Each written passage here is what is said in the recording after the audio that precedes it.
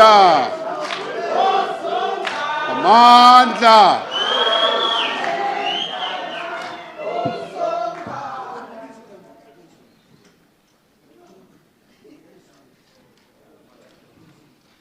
National Chairperson, Comrade Gwede Mantashe, former President Thabo Mbeki, members of the National Executive Committee, officials who work for the African National Congress here present. We have come to the end of what I would term as a very productive National Executive Committee meeting, having covered a number of areas that are critical to our country, to our movement, and to the people of our country. We have spent time reflecting on current challenges and opportunities, and in the course of our discussions, identified some of the key actions that we need to take as this leadership to renew and to build our organization with a view of taking this country forward. We dedicated time to discuss the state of our economy and the actions that we need to take to drive inclusive growth and job creation. We also characterized the state of our economy as being in a state of emergency that requires drastic action. Our focus on an inclusive and resilient economy is particularly important as we begin this month of August, Women's Month. The financial and economic inclusion of women is vital to the empowerment of women in our country with a view of achieving gender equality, and is also central to our efforts to tackle poverty and also to advance the interests of all people in our country, especially women. Our discussion on the economy focused on the actions that we need to take to give effect to the strategic priority of inclusive growth and job creation as clearly contained in the medium-term development plan adopted by the government of our country. We have reaffirmed that industrial policy must be the leading instrument of economic development and transformation, which will in turn help to shape our trade policy. For this industrial policy to succeed, we need an all-of-government approach. As the representation from the Economic Transformation Committee, a subcommittee of the National Executive Committee, noted, this requires coordinated alignment across multiple centers of state power, not just trade and industry and competition, but also energy and electricity, transport, water, agriculture, land reform, rural development, public works and infrastructure, public enterprises, mining, higher education, science and innovation, petroleum, finance, as well as labor. We noted that our network industries need to be efficient, reliable, but they also need to be competitive if we are to drive the industrialization that is so much needed in our country. We must therefore ensure that our integrated resource plan advances energy security and emission reduction targets while reducing the cost of electricity to the economy and more particularly to the households in our country. We must continue with the restructuring of the electricity sector to ensure increased levels of competition and lower prices. We must move with speed to implement our freight logistics roadmap so that we enhance the capacity and capability of all our port networks. As we focus on labor-intensive sectors such as agriculture, manufacturing and construction, we need also to be forward-looking, rapidly developing industries such as battery storage and electric vehicle production. We have confirmed our commitment to accelerating infrastructure investment, understanding that it is the backbone of spatial transformation, industrial expansion, and economic inclusion. And in fact, as we have often said, infrastructure is the flywheel that our economy needs to propel forward to create jobs. We must use our infrastructure build and maintenance to create platforms for Black industrialists, for workers, for small, medium enterprises, and marginalized communities in urban areas and in rural areas. We must ensure it assists us in the localization production of critical inputs such as steel and promotes processing and beneficiation of our rich mineral endowment. It is clear that the slow pace of infrastructure rollout is not simply a lack of money. It is a problem of capacity and execution that is experienced at all levels, at national level, provincial level, and local level. This is an area of focus as we seek to increase capacity at all these levels. As we work to grow the economy, we will ensure that we promote employment and economic inclusion. We have agreed on a stronger focus on youth employment, including the expansion of the presidential employment stimulus and incentivizing private sector job creation. South Africa is confronted by the immediate and damaging punitive tariffs announced by the United States.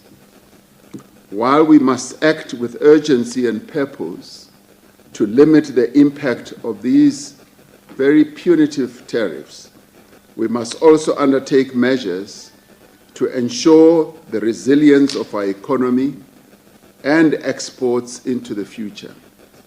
We will continue our engagements with the United States with a view of normalizing trade relations and generally strengthen bilateral relations.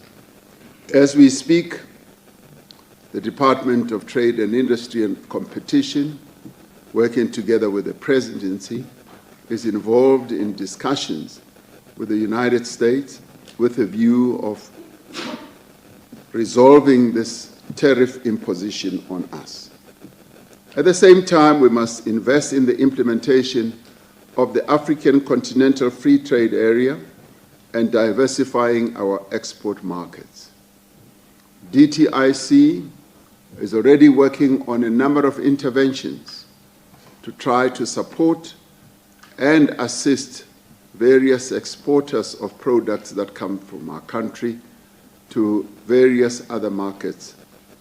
Much as the value chain creation of all these exports takes time, but we are pleased that, in general, the producers and exporters are working with our government and trying to find solutions to this calamity that has befallen us. We began a discussion on the issue of monetary policy and specifically the role and the value of inflation targeting. Everyone understands that it is the Minister of Finance, together with Cabinet, who sets the inflation target in consultation with the South African Reserve Bank. The Reserve Bank then operates independently in pursuit of the inflation target that will have been agreed upon. We need to have further discussion within government on how we give effect to our conference resolutions and manifesto commitments to align monetary, fiscal, and trade policy. On local government, we were reminded that local government is the epicenter of infrastructure decline and poor service delivery. We agreed that we will show greater resolve and urgency in setting municipalities on a new path, the energy and determination being seen in cleaning up and fixing up infrastructure in the eThekwini Metro should be translated into a national movement that must sweep through every town in our country. Our cities and towns, and specifically the communities on the ground, must feel and see that we are not going to allow municipalities to do as they wish, while citizens endure the misery of poor service delivery. The ANC branch remains the most important site of links with our people. This means that each and every one of us must ensure that we build strong activist branches that can represent the needs and the aspirations of local communities. A key part of the ANC renewal is to build ANC activist branches that are active in communities, to advocate for, engage local government, and to help resolve the service delivery challenges that our people face. The ANC Election Strategy Workshop called for the establishment for the service delivery war room in all our provinces and municipalities, so that we are able to build a responsive, people-centered and sustainable culture of dealing with the issues in all local municipalities, in line with our enduring commitment to build a better life for all. The marching order to all ANC-run municipalities and ward councillors is that we cannot proceed as if it continues to be business as usual. We need to undertake extraordinary measures to address challenges at local government level. The NEC will be having a special session in a week or two to focus more attention on the challenges that we are facing in local government. Preparations for the local government election campaign are underway. In April, we held our election strategy workshop. Work is underway throughout the country to set up our election structures and appoint our election management. We call on all NEC members to ensure we give attention to the establishment of these election structures and ensure our most seasoned and experienced campaign managers are appointed to help with the campaign. The Electoral Commission has developed draft guidelines for candidate selection, which will be further processed and finalized in the special NEC that I spoke about. On the Government of National Unity, we welcomed the comprehensive report from the Government of National Unity task team that's led by the Secretary General on the assessment of the GNU since its establishment immediately after the 2024 elections. The National Executive Committee identified a number of areas in which there is substantial progress on the work of the GNU over the past 12 months. Within Parliament, the ANC has adapted to the complexity of operating in the new political landscape where it no longer holds a majority. Managing parliamentary committees has not been an easy process for the ANC. However, our caucus is developing new ways of building relations with parties with whom we don't always agree. The budget process has taught us many lessons, including being able to build tactical and issue-based voting alliances with other parties. We welcome the cooperation on the budget, including with parties that are not part of the Government of National Unity. This cooperation is a real demonstration of acting in the interests of the people of South Africa, and we are grateful to all those parties that cooperated with us to have the budget passed. The overall picture is that despite all the noise, through the GNU, we've been able to safeguard the core progressive policy agenda of the National Democratic Revolution, which is the core pillar of ANC policies.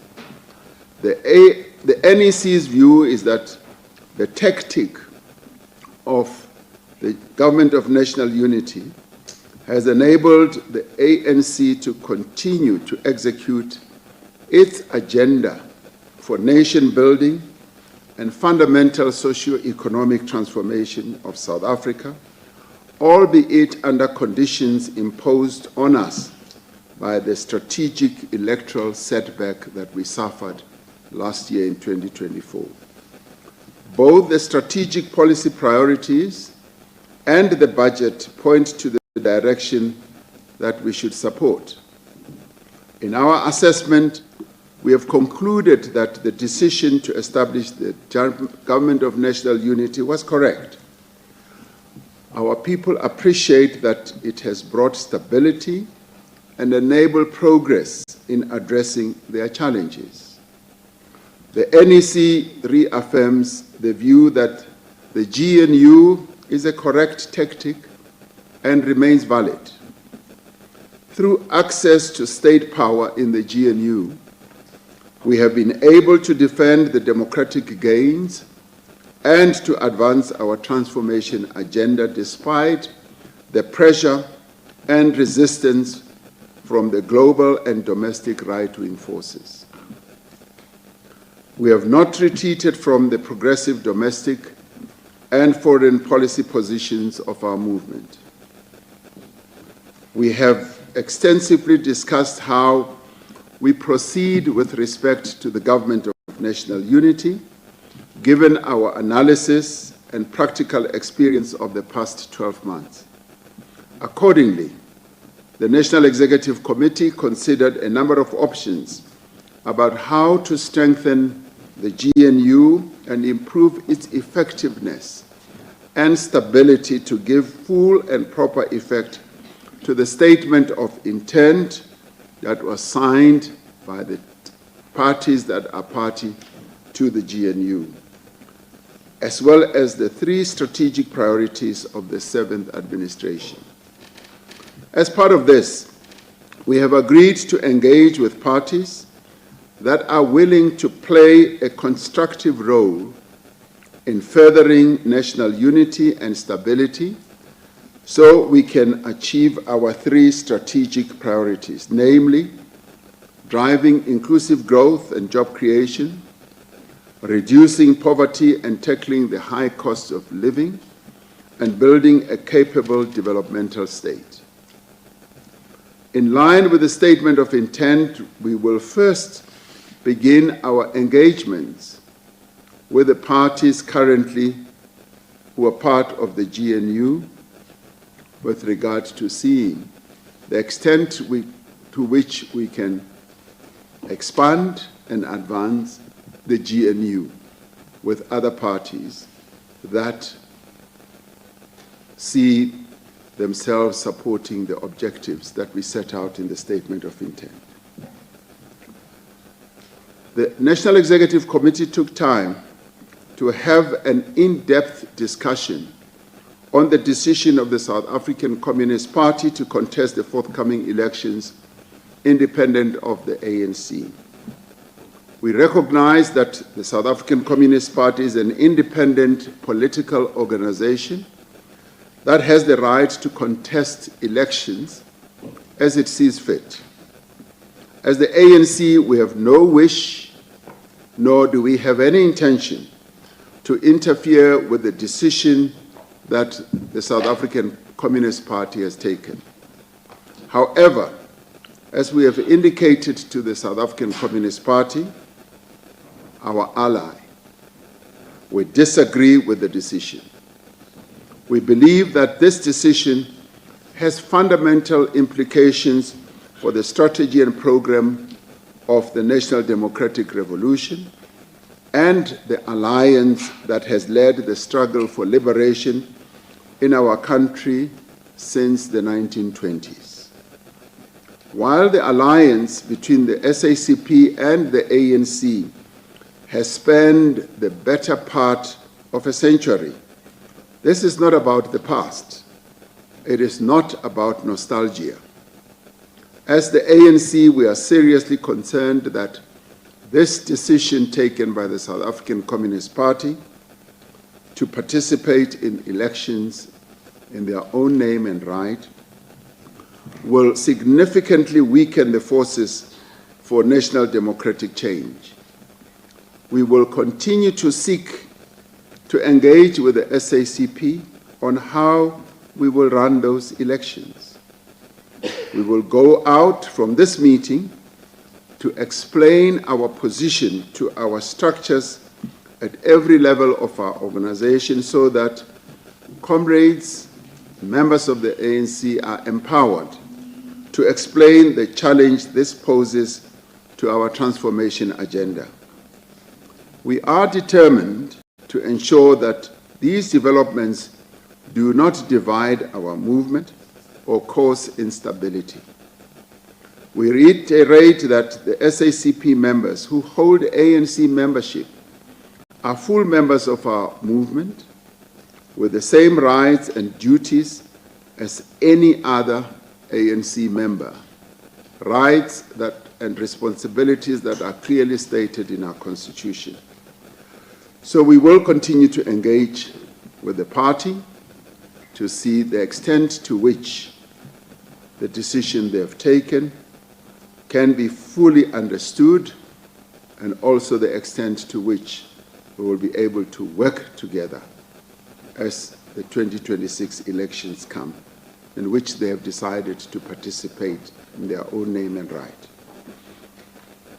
We also took time to discuss the national dialogue, and the National Executive Committee reaffirmed its position that it sees the national dialogue as a process to enable inclusive dialogue amongst our people, inclusive discussion and conversation across the country about the vexing issues and challenges that face our nation.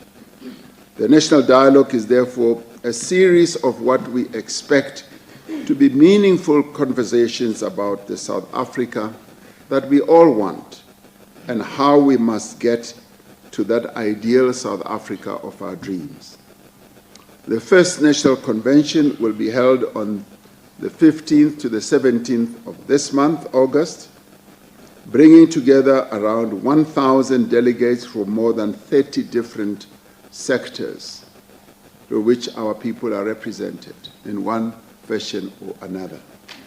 This national convention is intended to set the agenda for the national dialogue and outline how the dialogue will unfold in localities across the country over the next 8 to 10 months.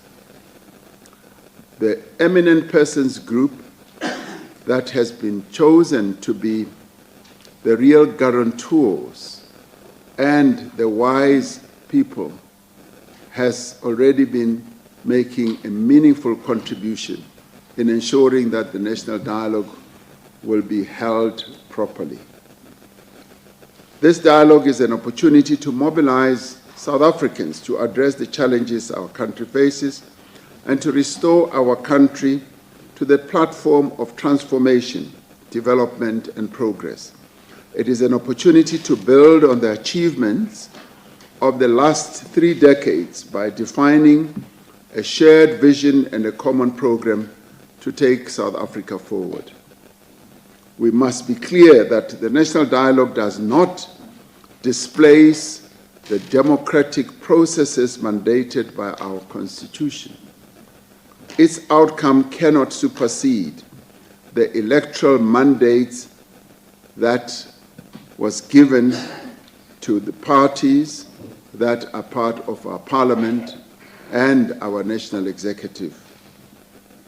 But it can deliver a social compact that outlines clear commitments and responsibilities for different stakeholders, government, political parties, business, labor, civil society, manifested in a variety of formations, be it religious communities, sporting communities, and a whole number of other social formations.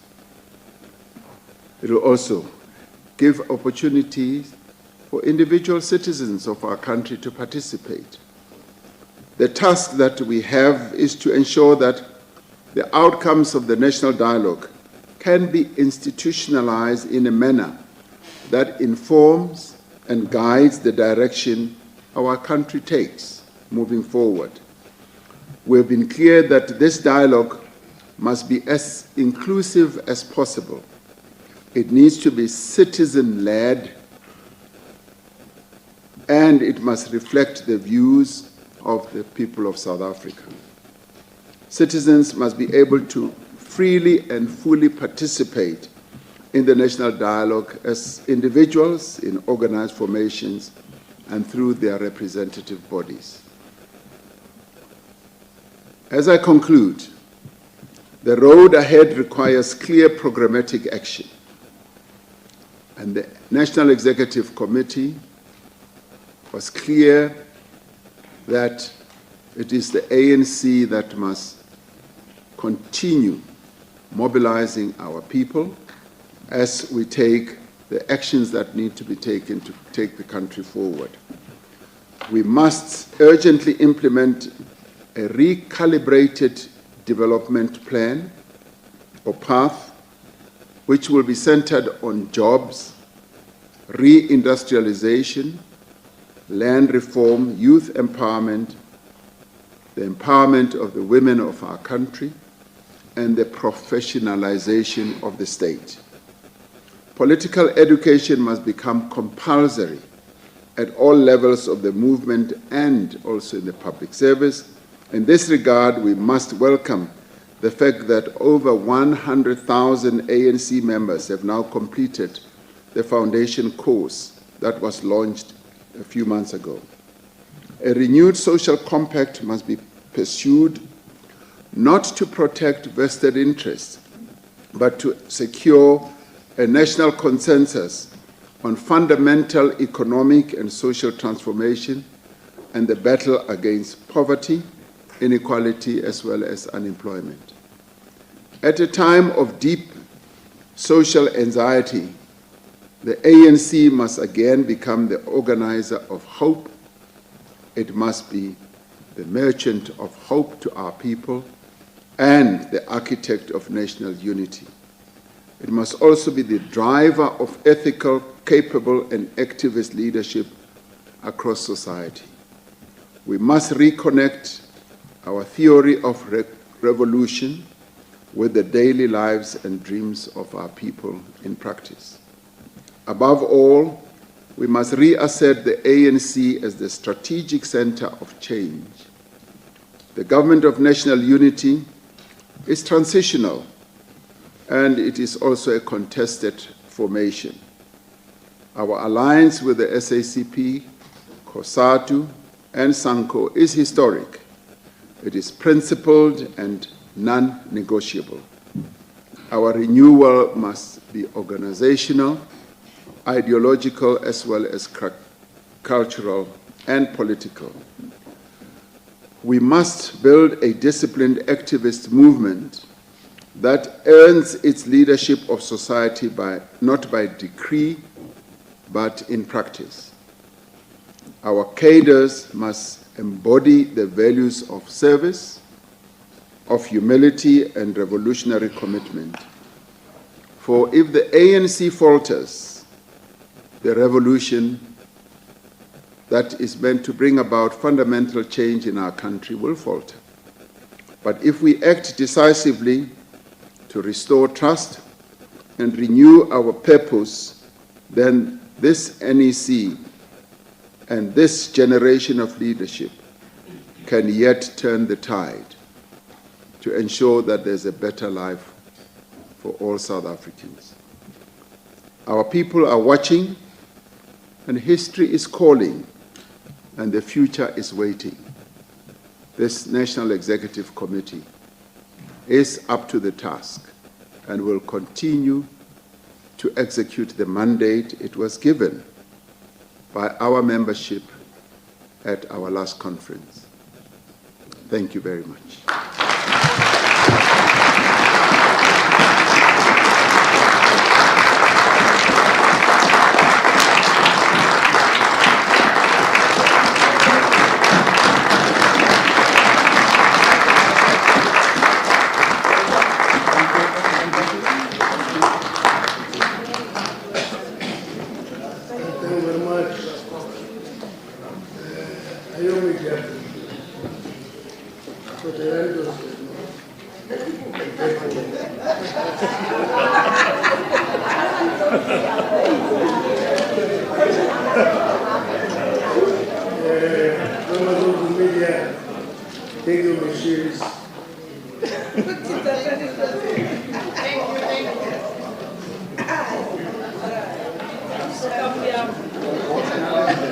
Thank you.